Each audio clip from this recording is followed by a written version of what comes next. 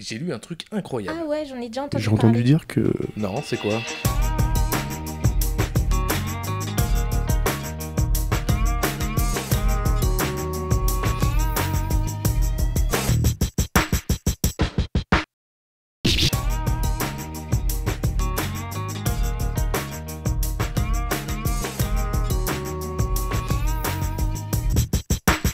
Philippe Meur, bonjour. Bonjour. Alors, c'est vrai que vous avez été président des JA, vous êtes vice-président de la DSEA de l'Aisne. Moi, ce qui m'intéresse, c'est de vous rencontrer pour décrypter, avec le recul que vous pouvez avoir, la crise porcine, mais aussi la crise du lait. En quoi la crise que l'on traverse aujourd'hui est différente peut-être des autres crises? Alors moi, elle me semble différente puisqu'aujourd'hui, on est effectivement dans un marché qui est complètement libéralisé. Donc effectivement, le lait qui était quand même contingenté jusqu'à présent avec des quotas, aujourd'hui, on se retrouve dans un marché à la veille de la fin des quotas, là, qui se trouve complètement libéral, sur un marché mondial, hein, parce qu'on parlait beaucoup de débouchés chinois, on parlait de différents débouchés à travers le monde. Aujourd'hui, il faut effectivement tenir compte de tous ces éléments-là et on est dans une situation différente de la période quota, la période de régulation de marché. Le porc, on a toujours connu des situations un peu difficiles puisque c'était un marché plutôt libre d'avance. Pour autant, effectivement, aujourd'hui, au sein des équilibres de filière, de la répartition des marges, il y a quand même du travail à faire. Alors, tous les jours, on voit le ministre de l'Agriculture. Qu'est-ce qui vous énerve le plus aujourd'hui ?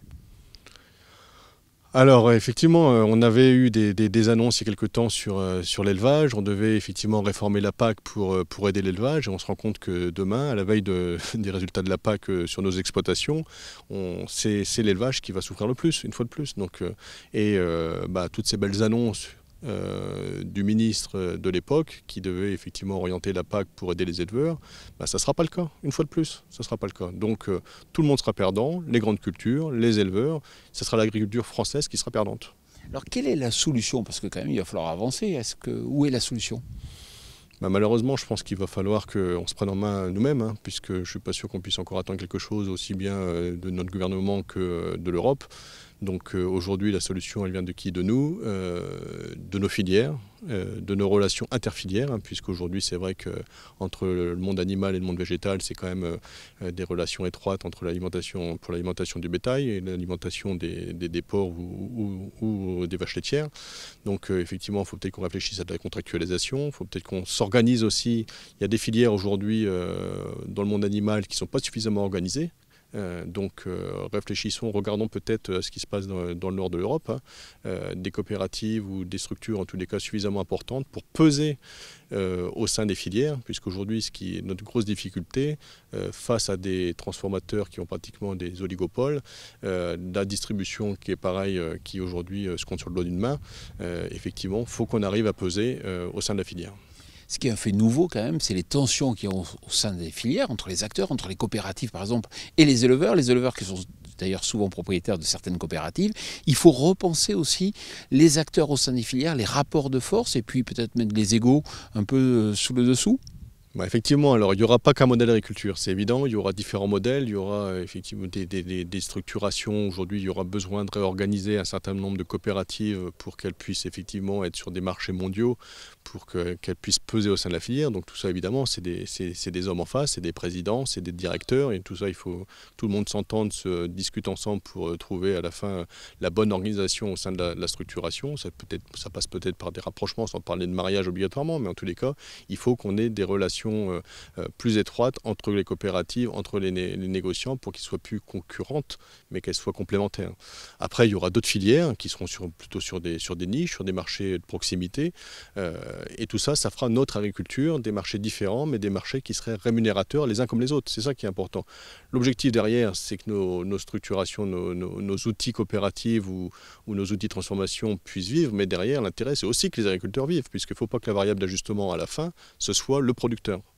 Alors on voit Bruno Le Maire, on voit la droite aussi qui capitalise un peu sur la crise des éleveurs en essayant de proposer des solutions. Concrètement, c'est quand même un problème de compétitivité, et puis c'est aussi la droite dans les années 2000 qui a plombé l'affaire. Alors effectivement, tous ces outils de régulation, elles ont été négociés il y a quelques années déjà, puisque que ce soit les quotas, que ce soit le prix d'intervention, que ce soit différentes filets de sécurité qui existaient pour nos productions ont été négociés à une époque où aujourd'hui on en paye effectivement les pots cassés. Aujourd'hui les contrats, quid des contrats, puisqu'on se rend compte que on souhaite remplacer les quotas par des contrats. On se rend compte que c'est compliqué pour les producteurs de négocier un prix rémunérateur dans ces contrats. Donc voilà, tout ça fait qu'à un moment donné, si on ne pèse pas dans la discussion, tout ça, pour peser, c'est de l'organisation, c'est des rapports de force au sein de la filière. Il faut qu'on soit effectivement mieux organisé. Pour ça, ça passe par effectivement l'organisation de producteurs. Vous organisez une manifestation importante le 3 septembre à Paris, vous avez eu des réunions là-dessus. Concrètement, les éleveurs sont très motivés, les agriculteurs seront là? Alors ce n'est pas que les éleveurs, puisqu'aujourd'hui le mot d'ordre est bien plus large que le monde de l'élevage, puisque c'est tout ce qui pèse sur l'agriculture française aujourd'hui. Donc ça pèse aussi bien sur les grandes cultures que sur l'élevage. Évidemment, là, les projecteurs sont braqués plus particulièrement sur l'élevage, parce qu'on sent que les difficultés sont là aujourd'hui. Mais sachez aussi que le monde des grandes cultures est aujourd'hui aussi dans des situations compliquées, même si certains des rendements sont plutôt corrects pour l'instant pour les cultures d'automne. Ça n'empêche qu'on parle de contraintes administratives, on parle toujours de charges supplémentaires. On sait aujourd'hui, on parle de schéma régional de cohérence écologique aujourd'hui. C'est une contrainte de plus sur nos exploitations. Donc à quoi, quand on veut réfléchir sur la compétitivité, à quoi bon en rajouter tout le temps une couche de plus qui vient remettre la compétitivité de l'agriculture française en cause? Et pourtant simplifier, il y a eu différents ministres, Dominique Bussereau a essayé de le faire, mais au passage on a l'impression que ça accélère pas vraiment, que ça s'améliore pas vraiment. Pourquoi il y a une telle inertie ? Moi, là, depuis que je suis installé, ça fait une vingtaine d'années que je suis installé aujourd'hui, j'ai toujours entendu parler de simplification administrative. Aujourd'hui, effectivement, il y a quelques documents administratifs qui se simplifient, mais on en rajoute toujours des autres en plus, de nouveaux documents qui nous apparaissent sur nos exploitations pratiquement de façon quotidienne. Donc, on en enlève un pour en rajouter deux. Donc, effectivement, ça ne peut pas fonctionner. On a l'impression que c'est aussi tous ces hauts fonctionnaires qui nous dirigent, qui s'auto-alimentent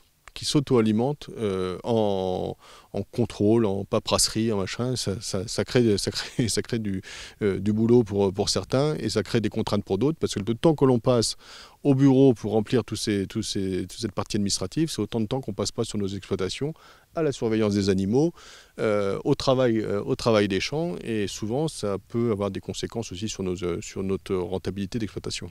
Simplifier, ça serait simple, ça ne coûterait pas d'argent, ça veut dire que le ministre n'a même pas le pouvoir sur les administratifs en dessous de lui?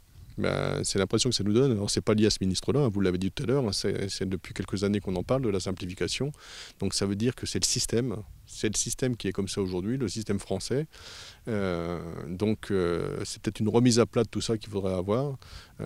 Il y a eu effectivement des réflexions sur cette simplification administrative. Pour autant, aujourd'hui, on est toujours au même point, voire pire.